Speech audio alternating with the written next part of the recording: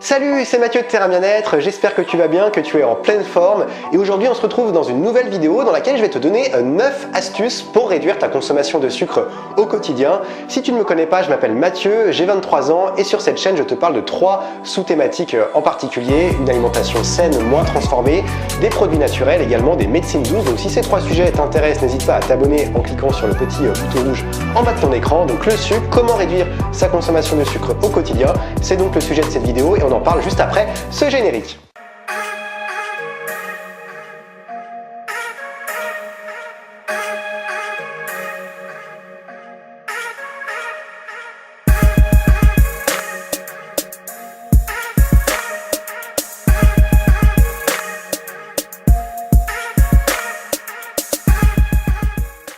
En 2007, l'étude du professeur à l'université de Bordeaux, Serge Ahmed, a fait beaucoup de bruit. Il s'agissait d'une étude sur le sucre et cette étude avait montré que le sucre pouvait être plus addictif que la cocaïne. Donc c'est une étude qui a été réalisée sur des rats de laboratoire. Donc c'était des rats qui étaient déjà accros à la cocaïne, donc qui étaient exposés tous les jours à la cocaïne. À cette cocaïne, on a rajouté du sucre et il s'est avéré que petit à petit, les rats se sont détachés de la cocaïne et sont devenus accros au sucre puisque ça libère de la sérotonine, l'hormone du bien-être, mais ça on va en reparler dans cette vidéo. Alors il faut savoir une chose, c'est qu'il existe deux types de sucres. Il y a les sucres d'abord dits complexes et ces sucres-là sont importants pour le bon fonctionnement de ton organisme, tu en as besoin régulièrement. Et il y a les sucres dits simples ou les sucres rapides qu'on retrouve aujourd'hui dans bon nombre de produits industriels transformés et c'est ce qui va poser un problème. En France, nous sommes de très gros consommateurs de sucre puisqu'en moyenne un Français consomme 35 kg de sucre par an contre 20 kg par habitant et par an dans le reste du monde, mis à part les États-Unis qui sont bien au-delà, mais donc la France arrive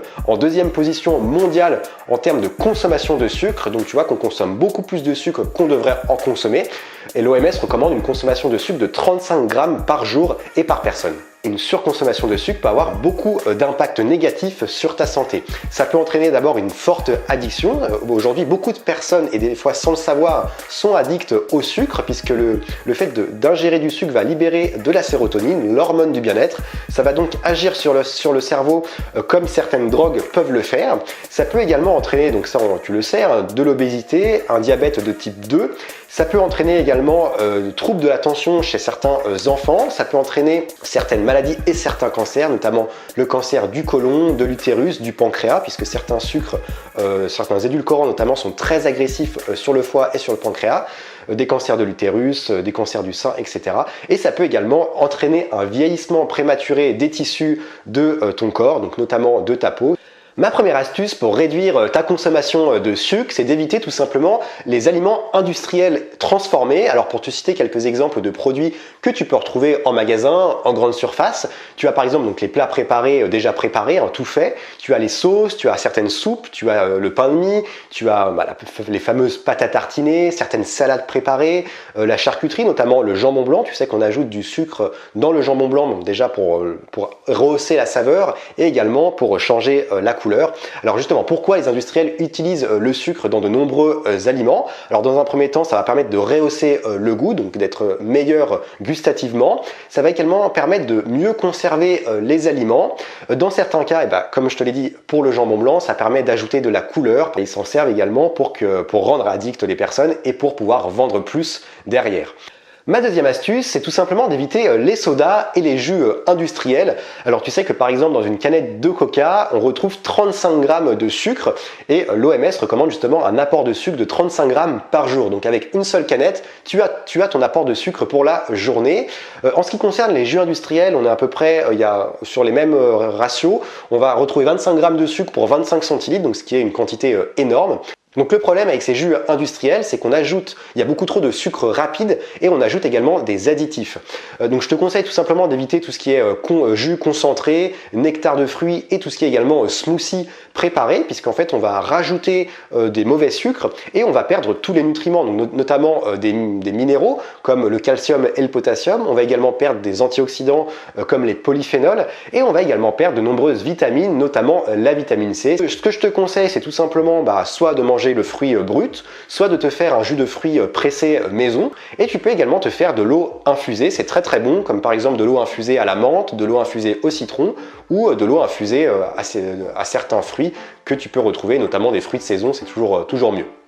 Mon troisième conseil, c'est d'éviter les produits dits allégés en sucre, puisque tout simplement ces produits contiennent des édulcorants néfastes pour ta santé. Alors pour en citer quelques-uns, on va retrouver par exemple le fameux aspartame, que je te conseille vraiment d'éliminer lorsque tu arrives à l'identifier, de vraiment ne pas acheter les produits qui en contiennent tout simplement. On va retrouver l'acésulfame K également, le monitor, le sorbitol, etc. Bon, il y en a des dizaines et des dizaines, hein. D'ailleurs je pourrais faire un contenu juste là-dessus. Alors quels sont les principaux dangers de ces édulcorants? Donc, dans un premier temps, ça va modifier ta flore intestinale. Ça va également entraîner une sensation de faim accrue, puisqu'en fait on réduit forcément les calories en consommant ces édulcorants, et à force de réduire les calories, derrière ça entraîne des troubles alimentaires. Ça va également avoir un impact sur ta glycémie, ça va perturber ta glycémie. Dans le cas de l'aspartame, ça peut entraîner certains cancers et certaines maladies. Et ça peut également augmenter tout simplement ta dépendance que tu peux avoir au sucre, puisque certes, on n'a pas les calories que contient le sucre blanc, le sucre raffiné, mais derrière, on a les mêmes effets sur le cerveau, puisque ces édulcorants vont libérer également de la sérotonine, et donc sur le cerveau, ils vont agir de la même manière que le sucre peut le faire au quotidien. Quatrième conseil pour réduire sa consommation de sucre au quotidien, c'est de bien lire les étiquettes lorsque tu vas acheter tes produits en supermarché. Alors la principale appellation du sucre que tu vas retrouver en général, c'est glucides dit sucre, mais tu peux retrouver notamment d'autres appellations dans le cas d'édulcorants ou d'ajout de sucre dans les produits. Donc tu peux retrouver par exemple l'appellation glucose, fructose, saccharose, dextrose, maltodextrine également, qui est un dérivé, qui est un sucre de maïs, un dérivé du maïs, et tout ce qui est du coup sirop, donc sirop de maïs, sirop de riz, sirop d'érable, etc. Tu peux également, une petite astuce, si tu retrouves par exemple le sucre dans les 3 premiers ingrédients, donc dans la liste des ingrédients, si le sucre apparaît dans les 3 premiers ingrédients, ça veut dire que ce produit-là contient beaucoup de sucre, énormément de sucre. Donc je te conseille tout simplement de laisser le paquet où il est et de te diriger vers des produits beaucoup moins sucrés. Cinquième conseil, c'est de prendre un petit déjeuner salé et équilibré. Alors à la place du bol de céréales ou du pain beurre confiture, si tu as l'habitude de consommer ces deux choses-là, tu peux remplacer ceci par des protéines animales ou végétales, donc des œufs, des haricots, du porridge, etc. Tu peux également remplacer tout ce qui est jus industriel par un fruit brut, manger un fruit brut, ou à la limite, comme je te l'ai dit, de faire ton jus de fruits toi-même, un jus de fruits pressé maison. Tu peux également privilégier des céréales complètes et des légumineuses qui auront un indice glycémique bas et qui ne vont pas te créer des pics de glycémie dans ton corps. Donc le fait de prendre un petit déjeuner équilibré, ça va tout simplement t'éviter d'avoir des fringales en fin de matinée et de te jeter sur les premières sucreries venues, et donc d'augmenter encore une fois ta consommation de sucre. Sixième astuce pour réduire sa consommation de sucre au quotidien, c'est de remplacer le sucre blanc au maximum quand tu en as l'occasion. Alors au-delà des aliments qui contiennent des sucres cachés, on en a parlé dans cette vidéo, tu peux essayer déjà de réduire ta consommation de sucre blanc, de sucre raffiné au quotidien, donc par exemple dans le café, dans le thé, dans les yaourts, dans le fromage blanc ou même dans certaines préparations de gâteaux, etc. Et tu peux également utiliser certaines alternatives saines. Donc par exemple, une astuce que tu peux faire, c'est mettre du citron dans ton thé à la place du sucre. Ça augmente l'assimilation des antioxydants et c'est très bon. Tu peux également utiliser tout ce qui est alternative au sucre blanc, donc du sucre blond, du sucre muscovado, du sucre rapadura et certains édulcorants sains, comme avec modération, qu'il faut utiliser avec modération et que tu peux venir alterner avec le sucre blanc. Donc tu as par exemple la feuille de stevia, le sirop d'agave ou encore le sucre de coco. Septième astuce pour réduire sa consommation de sucre, c'est de ne pas sauter de repas et de consommer des aliments dits coupe-faim lorsque tu as des petites fringales, donc soit en fin de matinée ou en fin d'après-midi.